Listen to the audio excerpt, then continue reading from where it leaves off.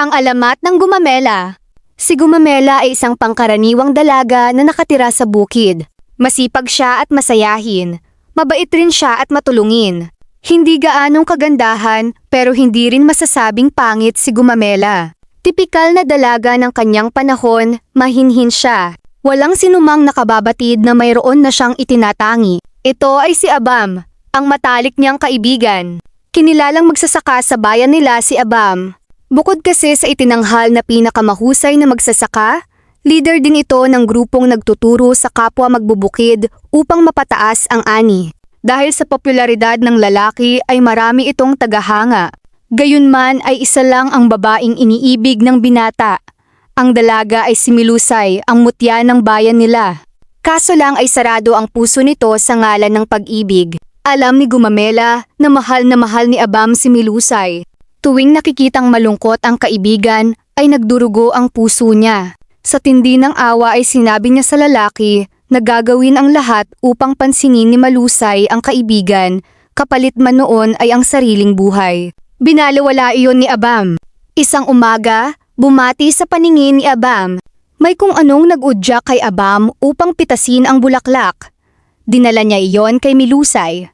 Noon ay naghahanap ng palamuti sa buhok ang dalaga. Kinuha nito ang bulaklak at nilagay sa likod ng tenga. Tumingkad ang ganda ni Milusay. Araw-araw nagdala ng bulaklak si Abam sa dalaga. Nagulat pa siya dahil ilang kaparehong puno rin ang sumibol sa bakuran at namulaklak ng iba't ibang kulay. Naibigan ni Milusay ang mga bulaklak. Tuwi na ay may nakapalamuting bulaklak sa buhok niya.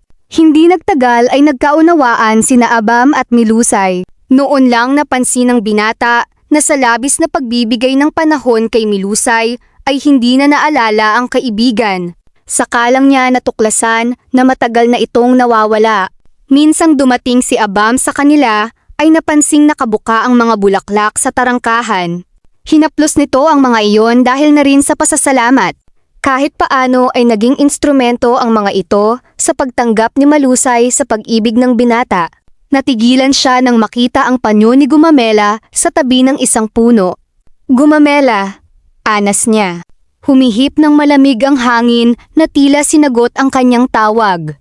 Naisip ni Abam na ang halaman na sumibol sa may tarangkahan niya ay si Gumamela. Natupad ang pangako nitong gagawin niya ang lahat, ibigin lang siya ni Milusay. Napaluhod siya at napaluha bilang pasasalamat sa kaibigan. At simula noon, tinawag na nilang Gumamela ang bulaklak na yon.